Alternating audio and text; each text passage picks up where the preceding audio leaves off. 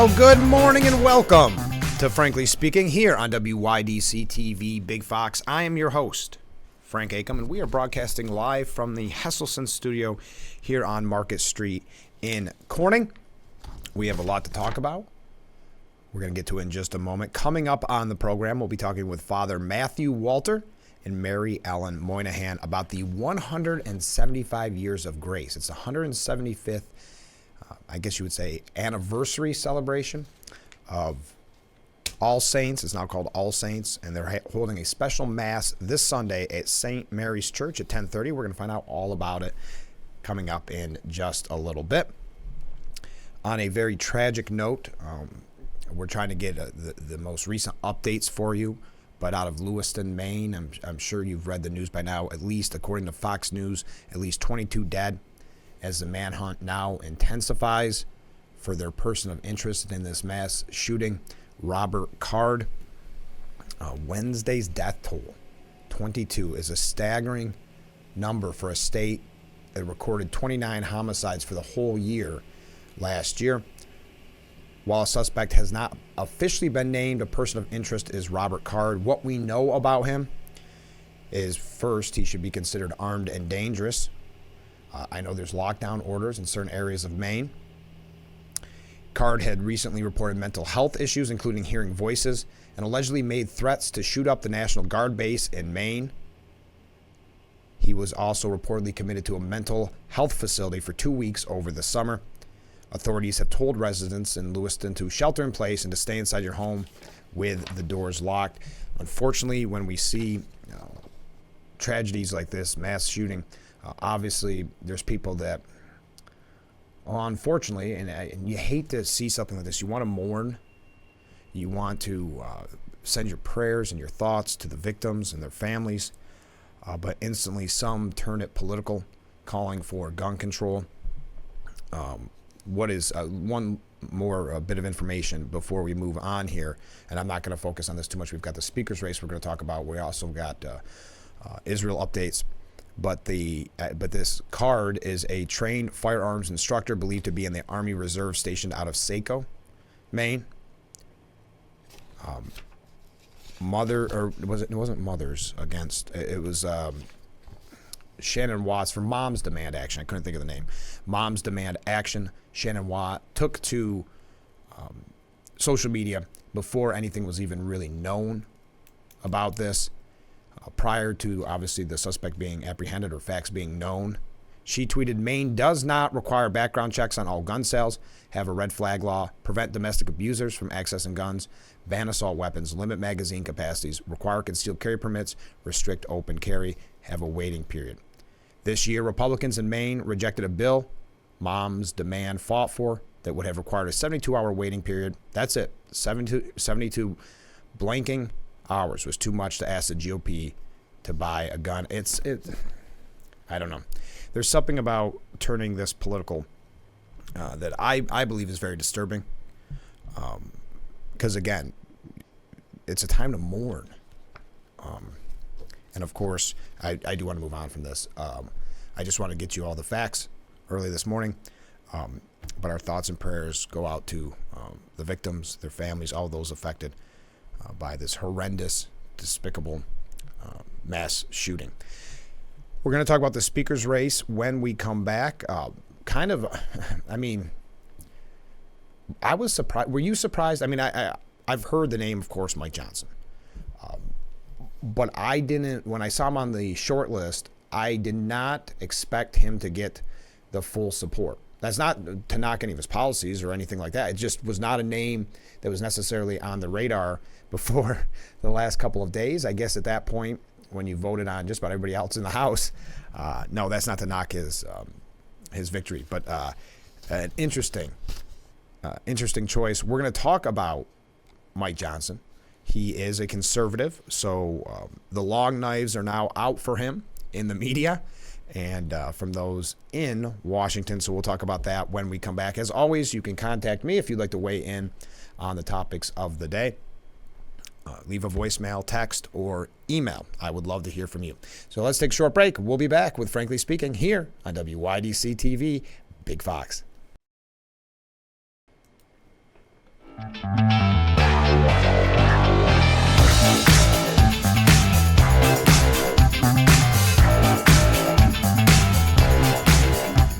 What a beautiful day on Market Street. You see that amazing view that we have that I am very proud of. I show all of our guests. I highlight the roof cam here on Market Street, which leads me to a point before we talk about the speaker's race. I'm going to put my contact information up. If you or someone you know, I know we always highlight potential interviews if you're running for office, but I wanted to mention this quickly. If you would like to sponsor parts of this program, I've never mentioned this before, but there is opportunities there. Of course, we have such a loyal viewership that I know some businesses, I've talked to people at various meetings, and they say, boy, that would be a good opportunity for my business or someone else's business. So I thought I'd put that up there. If you know someone that would like to sponsor, whether it's a roof cam, the interview section of the program, whatever the case may be, just reach out there. I'll get you in touch with the right person. They can give you some options. So please spread the word, pass it along. Okay, and now's the time to do it as we near Election Day. Let me tell you, we have a lot of great guests coming up. Well, we always have great guests. What am I talking about? But we're going to be talking a lot of politics these next couple of weeks. It's hard to believe the Election Day right around the corner on November 7th. Speaking of elections, we do now have a new speaker, Mike Johnson from Louisiana. He gave a nice speech. This was, he talked about his belief in God. Now, I know there's already the criticism of him, which we're going to get to in a moment, by the media, by left politicians, because, I mean, that was natural. That's why I wonder why anybody wanted the job, if I'm being honest. We saw what happened to McCarthy, and that was his own party turning on him. So it's going to be interesting to see how this all plays out. I want to tell all my colleagues, he said, here, what I told the Republicans in the room last night. I don't believe there are any coincidences in a matter like this. I believe that Scripture, the Bible, is very clear that God is the one that raises up those in authority. He raised up each of you, all of us, and I believe that God has ordained and allowed each of us to be brought here for this specific moment in time. This is my belief. I believe that each one of us has a huge responsibility today to use the gifts that God has given us to serve the extraordinary people of this great country, and they deserve it, and to ensure that our republic remains standing as a great beacon of light and hope and freedom in a world that desperately needs it. I believe that Scripture and the Bible is very clear that God is the one that raised up each of you, and God has allowed us to be brought here to this specific moment in time. So he received a unanimous GOP vote. Some have speculated, well, I'll get to it. I don't like so many people in the news media say, well, some have said. I'm not a big fan of that. So I will give you the actual quote here. Representative Ken Buck from Colorado said, Mike is one of those people who gets along with everybody. And he's and he's well respected. So they asked, well, how do you think Johnson won? Relatively unknown. He said, quote, probably because he has the fewest enemies of anybody in the Republican Party. Well, there you go. Now, he does have, and this is kind of interesting, I'll put it up on the screen. When it comes to amount of time in the House, he has less experience serving in the House than any person elected since 1883. There's the numbers coming from Axios, if you can see it on your screen. This is just so you have a little bit of tidbit of information. I don't think it means anything, if I'm being honest. But John Carlisle had 6.75 years, as you see, and then it's Mike Johnson at 6.81. And if you're looking at those names, obviously you see the date. That's not our former Congressman Tom Reed. That is a very different Tom Reed. But those are the numbers. If that's something that interests you, just kind of a political, nerdy little information. Hakeem Jeffries, the House Minority Leader, was on CNN yesterday morning saying, I don't know Mike Johnson. I don't know Mike Johnson well. Based on his track record, he clearly appears to be an extreme right-wing ideologue. Mike Johnson wants to criminalize abortion care and impose a nationwide ban. Mike Johnson was one of the chief architects of trying to overturn the results of the 2020 presidential election. Mike Johnson also wants to end Social Security and Medicare as we know it. Those are extreme views. So you see, coming from Hakeem Jeffries, you see the talking points that have been laid out, because that was Wednesday morning. So you see All right, Democrats and those of you in the media, these are the talking points that we are going to use. Specifically, I think it's interesting. He wants to end Social Security and Medicare. Yeah, you ever notice how that's a pretty standard talking point? But yet I don't remember too many politicians who have made it to that high level of office saying, I want to get rid of Social Security. That thing you paid into your whole life, I want to get rid of it. So obviously using extreme language by calling Mike Johnson an extreme right-wing ideologue. We're going to give you some more opinions from both sides on the new speaker when we come back. So stay with us. This is Frankly Speaking on WYDC TV, Big Fox.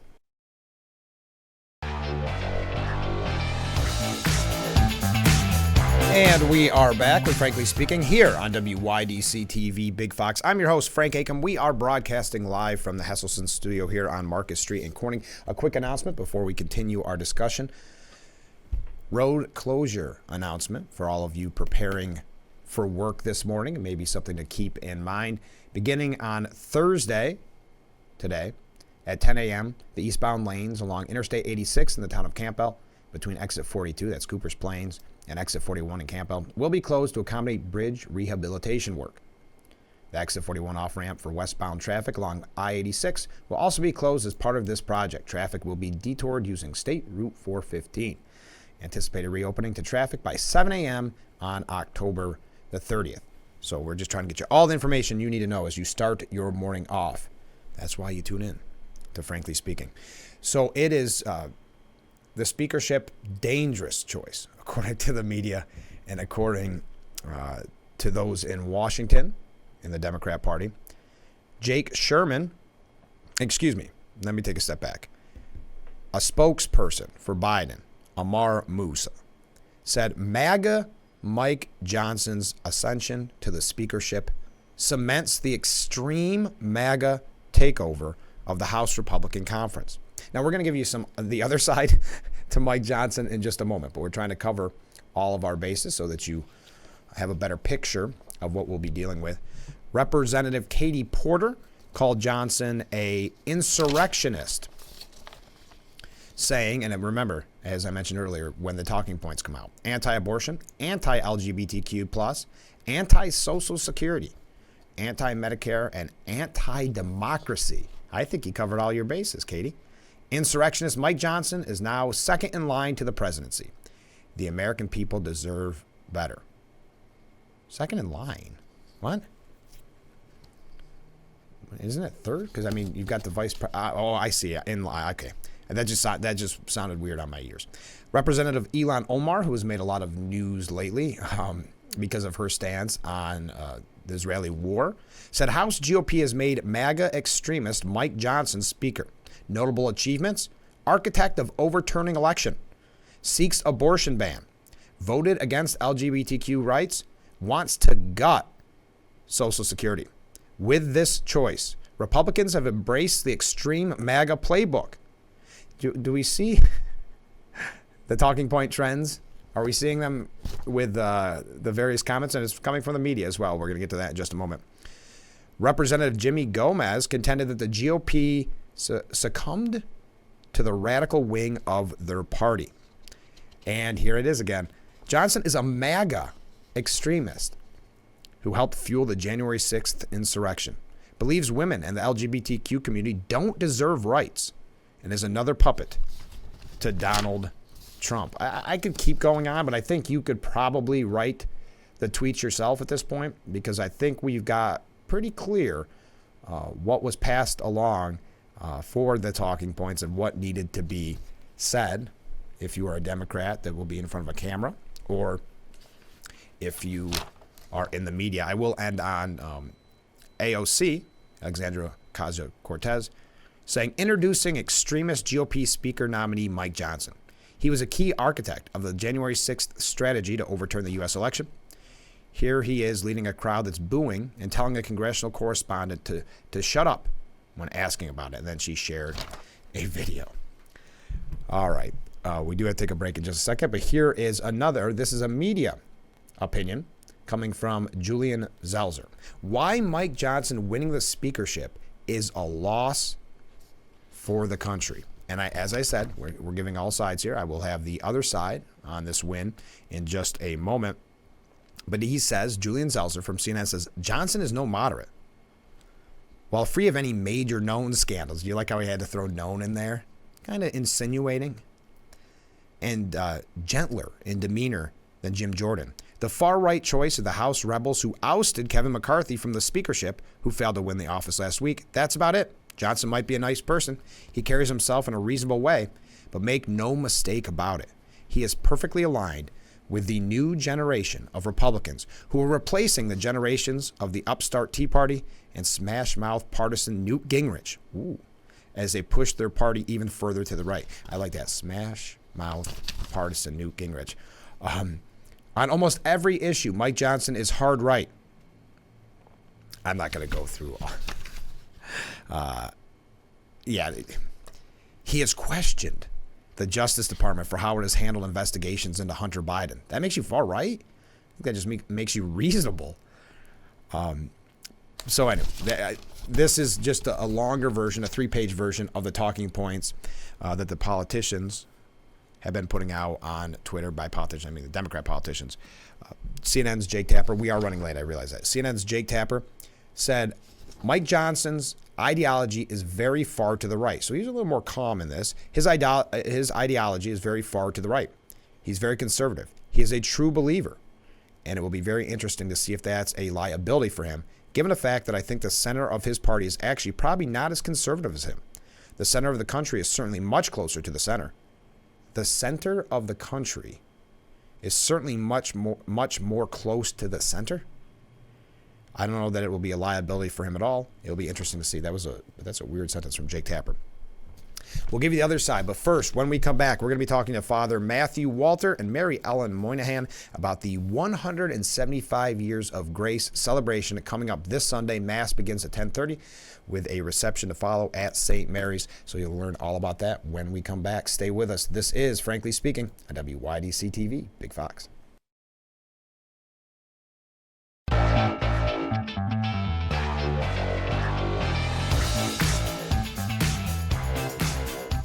Welcome back to Frankly Speaking here on WYDC TV Big Fox. I'm your host, Frank Acom. I'd like to thank our guests for being in the studio this morning. Thank you. Happy to be here. Thank you for So we're having going us. to talk about the 175 Years of Grace. But before that, Mary Ellen, if you could tell us about the history of the congregation. Well, St. Mary's is the name of the parish that was founded in 1848, and it was founded by the Bishop of Buffalo because there was no Diocese of Rochester at the time. And he came and actually started what they considered to be a mission. And then from there, he named it a parish, and it was named the Parish of St. Mary. And how has it changed through the years, 175 years? It's a long time. Yes. A long time. The parish grew, and then as more Catholics were in this area, St. Patrick's was the next parish added. Oh, interesting. Okay. And then St. Vincent, and then Immaculate Heart of Mary and Painted Post. Oh, interesting. So originally named St. Mary's, why is it now considered All Saints? Well, all 4 of the parishes joined together Okay. over the last 30 years, and so the name was chosen to reflect all of the saints that were part of the original parishes, and that's how we get the name All Saints Parish. Now, Father, you're new to the area. I am. So talk about hitting the ground running. I am hitting the ground running here. Yes, definitely. So I'm a relatively new priest. I was ordained 4.5 years ago. And so in my other assignments, and this is a common thing, I was not in charge of the parish. I was an assistant, whereas now here at All Saints, I'm the administrator, I'm the pastor. So it's, in addition to the typical priestly duties, there are a lot more responsibilities of just running even the business side of the parish. You could say the buck stops with me. So it's more responsibility, but I also think as a priest there's something especially beautiful about that, because it's almost like you're their priest and they're your people in the sense they really belong to you, you belong to them. There's a very special relationship when you're in that position. And so I think it's a much closer one, I think it's much more beautiful because you know that you have that relationship which is unique. Yes. And this is such a beautiful community. I know I'm a little biased, but every Catholic church is beautiful, but I think there is something especially beautiful about the community of Corning and Painted Post. Mm-hmm. And I think one of the reasons for that, as Mary Ellen alluded to, is that there is a history here which goes back so far. Right. 175 years.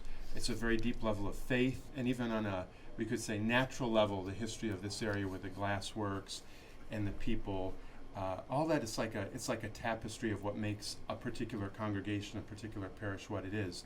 And I love this parish, hearing about it, because I'm from Rochester, I'm not from the Southern Tier. So when I was told that I would go here, I came predisposed to love it, but I have truly fallen in love with the parish, and Mary Ellen can back me up. Yes, there. he has. It's been a very, great. even if there's more responsibilities, it's such a beautiful group of people. The location is beautiful, and the church, again, it's very, very historic. So. Yes, and all things considered, you kind of lucked out. I did luck out more than you know. I really think that. I think that. So we're talking about 175 years of grace. What is the celebration going to look like? Well, on Sunday, the 29th, we're having a special mass, which is at 10:30, and the bishop is coming from Rochester to be the celebrant. Oh, that's nice. There's special music. There will be a lot of people there. And following that, we have a reception in the gymnasium. And we also have put together some old pictures Oh, that'll be nice. that we found in our own archives of things quite a long time ago, so people have a chance to look at that and connect, the history to where we are today. Now, why October 29th? Just worked? We wanted to do it after Father arrived and give him a chance to get settled, and he had the summer. That's true. So we gave him 2 months, and then we said, "This is coming up," Yeah. and he was graciously said, "Okay, let's do it." Yeah. And then schedules with the bishop's office. Of course. So that's why. So it was in that year. This is the 2023 is the 175th year. How long did it take to plan? When did you start planning this? About 3 weeks ago. Oh, really? Very last. It's a lot of. It wasn't So, last minute in mind, no. but in Just all the actual planning. details Of have come course. together, and we're excited. Yeah, I think Very it'll be a excited. good time. Is the planning going well? It is. Okay, yes, good. it's all coming together. So you mentioned the mass. Is it a normal mass with just a guest bishop, or is it a completely Let different Father celebration? Talk about that a little. It's not. It won't be typical. It won't be. I mean, it's still a mass, so Right. it would Yes, be absolutely. the texts of the mass and so forth are what people would normally experience when they come to a Catholic mass. But when the bishop's there, the ceremonies, what we call the liturgy, becomes a little more solemn, a little more complicated, Oh, okay. a little more elaborate. So it is a regular mass in the sense that the words are all the same, but when a bishop celebrates a mass, there's a little more to it because of his position, and he will preach also. Oh, okay. And we want to give recognition to the heritage to all the other parishes that are Yes. now part of All Saints, that are we're one parish now, but we had 4 in this area. Right. So we're going to recognize that as well. And what should people know who want to attend? Because I have a feeling it's going to be crowded. It will be crowded. Well, first of all, I'd say come early Yes. if you would like to attend, because I think just practically speaking, parking. But Sure. then I think, what else would you say, Mary Ellen, apart from that? I think just so that everyone has a chance to get in and get settled if people are coming. But we'll accommodate. We have that church is big, and so It if seats a people, lot of people. Yeah. and there are Seats a lot people of that can be in the back too if we need that. But we're Yeah, what- happy to have people and have different groups come. Right, An we- interesting story: when the Bishop Timon came from Buffalo, there was no church here, and so it was the Methodist Church Oh, interesting. that had a building, had church where the old courthouse is.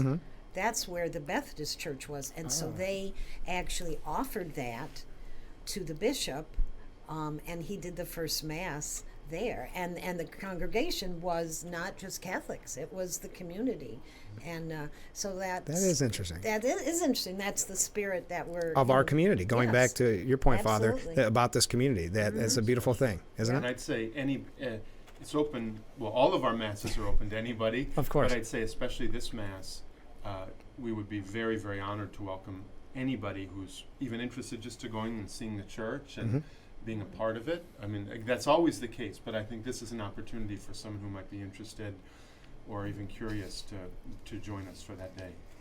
And just before we go, what do you think this celebration means for the future? May I chime in a little, Mary Ellen? I think you should. Well, I think He's the got a first lot of point- ideas. I think the first point is we're celebrating what God has done for 175 years and what the people here have done, because that's a huge milestone. And so I think anything looking towards the future includes being grateful for the past Sure. and recognizing really the gifts of the past. So that's the first thing. I think that there is an identity here which is very strong that we want to continue. And we know that those 175 years were not easy. So it's not like either the people, the clergy, the community has an easy time.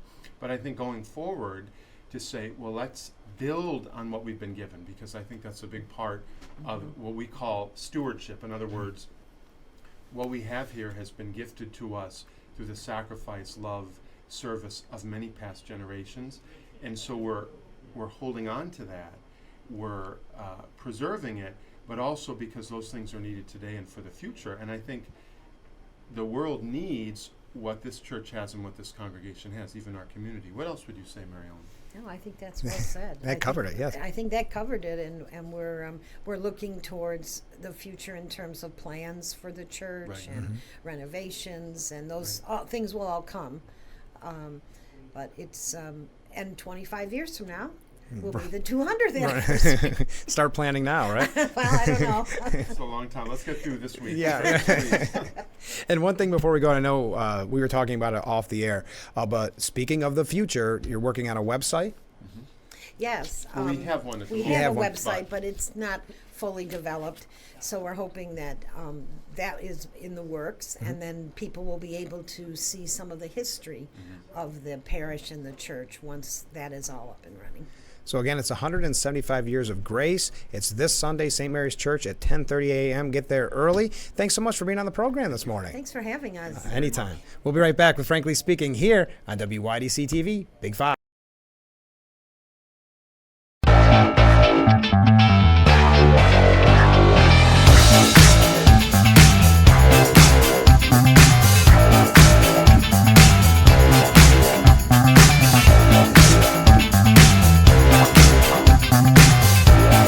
To Mary Ellen Moynihan and Father Matthew Walter for being on the program and tell us about that special celebration. So we were talking about our new speaker, Mike Johnson. I received a message that I thought was a good take on this. If you're just joining us, the media got their talking points from the Democrat Party, or maybe vice versa. But what we're hearing over and over, and you notice I pick up on that a lot on this program, or try to highlight it a lot, because in radio and television you have almost like a certain tick. If you're not careful, you fall into using the same word. So it's very noticeable when it's always MAGA extremist in this case. He wants to get rid of Social Security, Medicaid, those type of things. So you hear it over and over and you pick up on it. Well, before that, and that's why I thought this was such a good point from one of our astute viewers, the Democrats' comments show that they will miss their chaos talking point. Yes, for the last few weeks, well, almost a month, what was it, 22 days without a speaker? The term chaos was used excessively. Now it seems to be MAGA extremists, and then kind of highlighting what they feel are his extreme views. That's another term they're using, extremist, insurrectionist.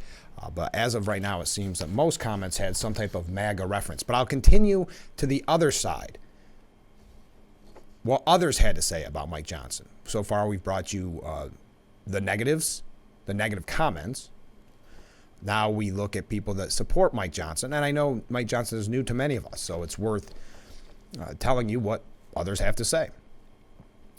Former President Donald Trump posted on Truth Social Congratulations to Representative Mike Johnson. He will be a great speaker. Make America great again. So we got two waves there, by the way. There you are. Trump's post also included his congratulations to the other candidates in the final rounds. Representative Byron Donalds, Mark Green, Chuck Fleischman, and Roger Williams. So, New York Post, John Fund. And John Fund, a lot of people on Market Street today. John Fund is a National Review columnist and a fellow at the Committee to Unleash Prosperity. He has a piece this morning at the New York Post. He lucked into the speaker job, and it did feel like that in a way, but he has the talent to pull it off. And it is interesting. Luck is an interesting word. But I will say, because I had a lot of people yesterday calling me and texting me and saying, who is Mike Johnson? And obviously, a lot of you are very astute when it comes to politics. You know more than perhaps the average citizen. And Mike Johnson was kind of a surprise name on that short list. He was someone you may have been aware of, but maybe not known a lot about. John Fund calls him the Goldilocks candidate, who even surprised former President Trump. Trump predicted on Monday, I did not hear this quote or I would have brought it to you on the program. Trump predicted on Monday, quote, there's only one person who could unite the Republican Party, and that's Jesus Christ. If Jesus came down and said, I want to be speaker, he would do it. Other than that, I haven't seen anybody that can guarantee it. That was what Trump said on Monday. And John Fund gets a little bit into the weeds here, but he says there are famously 5 families warring inside the House Republican tent. The Tea Party influenced House Freedom Caucus, the Conservative Republican Study Committee, business-oriented Chamber of Commerce types, the moderate Republican Governance Group, and the bipartisan Problem Solvers Caucus.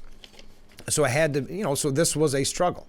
And some have suggested, like I mentioned earlier, Representative Buck saying that maybe just has the least amount of enemies in the Republican Party, or maybe it's the kind of vote where they don't know a lot about him, but, we needed a speaker. This maybe was the attitude for some, because I know all of the New York Republican delegation voted for him, and there was some question there with Mark Molinaro and others if that would be the case. And there's different terms they're using. Happy warrior, some have described him. He works well with all segments of our conference. I've not heard a bad word about him, said Representative Molinar, a Michigan Republican. And the final thing about that Fund had to say about it. Mike Johnson, at 51, the youngest House Speaker, save for Paul Ryan in 150 years, has demonstrated both talent and luck are on his side. Now, there's 5 dilemmas he's going to have to deal with right out of the gate, which we'll highlight when we come back from our break.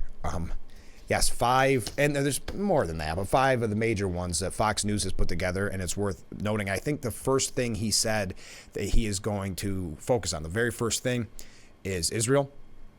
That's encouraging, so we'll talk about that in a moment when we come back. As I mentioned earlier, if you would like to contact me, there is all my information. And as I said, if you want to become a sponsor of this program, as you see, we get a lot of comments back and forth from viewers, a lot of people tuning in, and it's a great opportunity for businesses, as you know, from Hesselson's, Culligan Water, so many others. So if you want to be a part, that's either a sponsor of some segment of this program or have ads during the program, please reach out and I will get you in touch with the person you need to discuss that with. So let's take a break. And when we come back, more on Mike Johnson, the new Speaker of the House, when we come back. This is Frankly Speaking.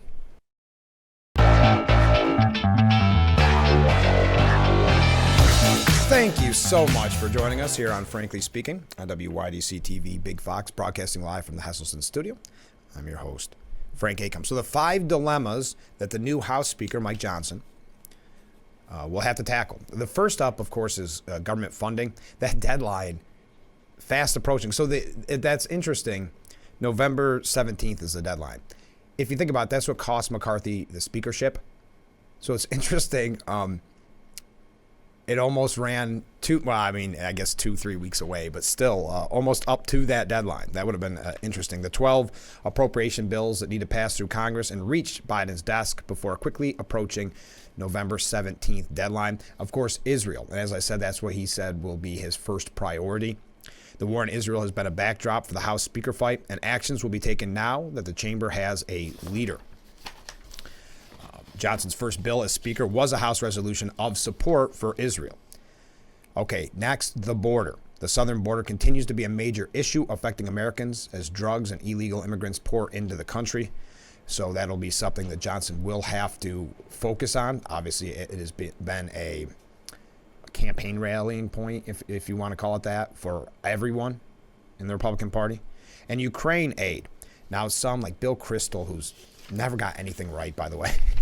It's amazing, those people that are talking heads in the media that get it wrong so many times and still feel confident going back out there and I don't know, saying, well, making ignorant predictions. I just don't understand. Why even make the predictions?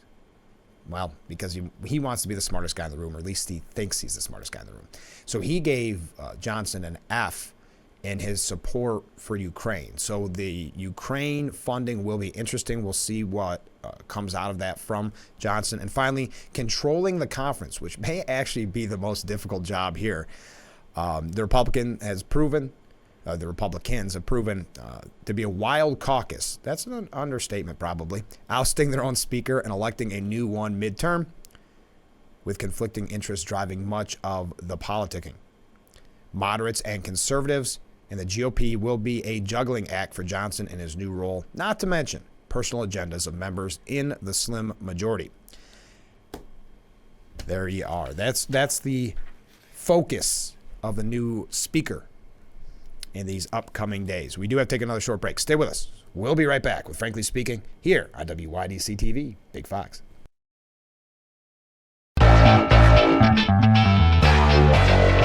We are back with Frankly Speaking here on WYDC TV, Big Fox. Another comment from a viewer. Mike Johnson will be trash talked by Democrats, so he may be sorry for what he wished for. That was my initial reaction yesterday and early this morning, seeing the coverage, because it felt very Trump-esque, meaning that the long knives were out, just like they were for the former president early on. You really started to see the attacks, and I think that's why the talking points have all been the same. They believe that those are winning talking points, those on the left. So they're going to, I guess, repeat them ad nauseum. I received another comment from a different viewer. Congressman Bowman has been indicted for pulling the fire alarm. You remember that story? He surrendered himself yesterday to the police. What is the proper punishment for such an action? That's a great question.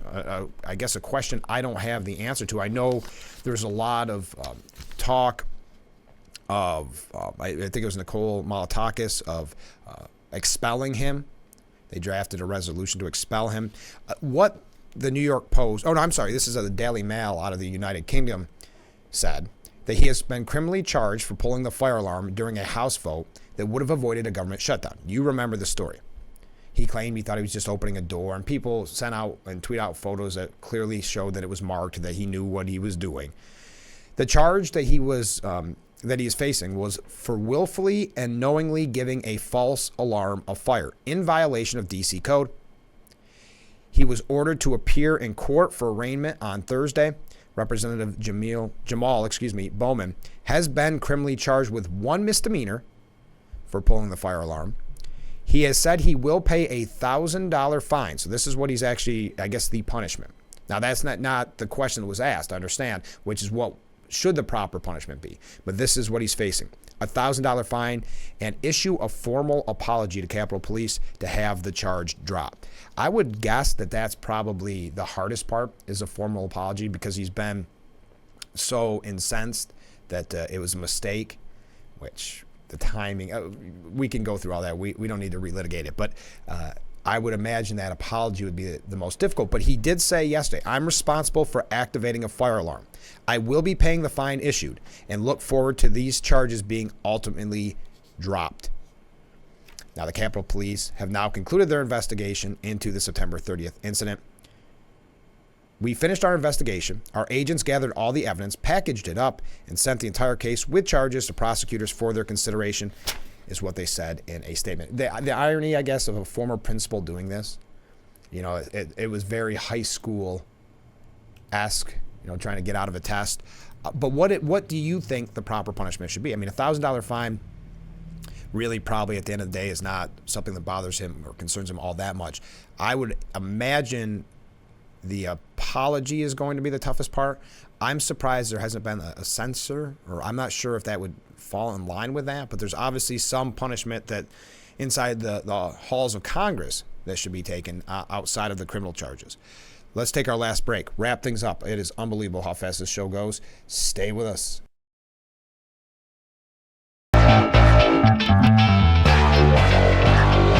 Welcome back to Frankly Speaking here on WYDC TV Big Fox. I'm your host, Frank Acom. Quickly, before we wrap up, progressives are rebelling against Biden's handling of Israel-Gaza. They're not really hiding it anymore. They're not happy. And they give specific people and anecdotal stories in this piece. But to them, Biden's handling of the violence in Israel and Gaza has been unacceptable. As the White House advocates for sending $14 billion in aid to Israel, Cordell Cox, a Democrat who has volunteered for it says here, for every presidential race since Barack Obama's 2008 run. I thought it would be more extensive than that, but it was 2008.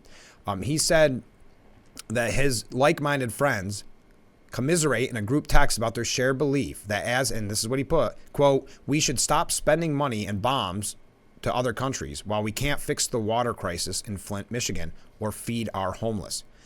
Former staffers to congressional Democrats have criticized Biden's refusal to call for a ceasefire in Gaza. And the list goes on and on. Even Barack Obama, and he had this talking point when he was president sometimes, that you can be critical of Israel, not be deemed anti-Semitic. Quote, it is possible for people of goodwill to champion Palestinian rights and oppose certain Israeli government policies in the West Bank and Gaza without being anti-Semitic, is what the former president said. So tying in with this, and there's so much on it, because we saw the press secretary, Jean-Pierre, even having a callous response in regards to, the Hamas violence. Miranda Devine even goes as far to say that she is a disgrace when she downplayed anti-Semitic attacks and focusing on it's actually Muslims and Arab Americans who have endured a disproportionate number of hate-fueled attacks. The next day, she realized her comments were going viral, but for the wrong reason, and she claims she misheard the question. Too late, says Miranda Devine. We saw her instinct, as with her fellow travelers, to downplay Hamas's depraved slaughter of more than 1,400 innocent Israeli civilians, and to deny the immediate anti-Jewish mania that engulfed campuses and town squares in the United States and abroad. And then she gives example after example of those exact scenarios. That's an interesting piece of the New York Post. And we keep talking about in Cornell, you had that professor saying it was enlightening, enthralling, something like that. The horrible attack on innocent Israelis. He is on leave or taking a leave of absence. Now at Cornell, again, right down the road, Cornell, I can't use the words that were spray painted, graffiti scrawled across the campus sidewalks. Blank Israel. You can assume what that blank word is. And Zionism equals racism. Also, messages like Israel is fascist, free Palestine, and many other profane statements. The spray paint was cleaned up by university workers. It was unclear who had scrawled the hate speech, according to the university's newspaper. It's this anti-Semitism, this hate that is right in front of our eyes every day. It's tragic. Tim Scott calls for deportation of foreign students supporting Hamas. Oh, I know, we're out of time. With Mideast crisis, Russia and China hope to turn tables on the United States. I know that's something we talk about a lot. Keep that in mind. All right, we are out of time for today's edition of Frankly Speaking. Thank you to everybody who joined us. Thank you for all the comments. I hope that you'll tune in tomorrow starting at 7 for Frankly Speaking, only on WYDC TV. Big Fox.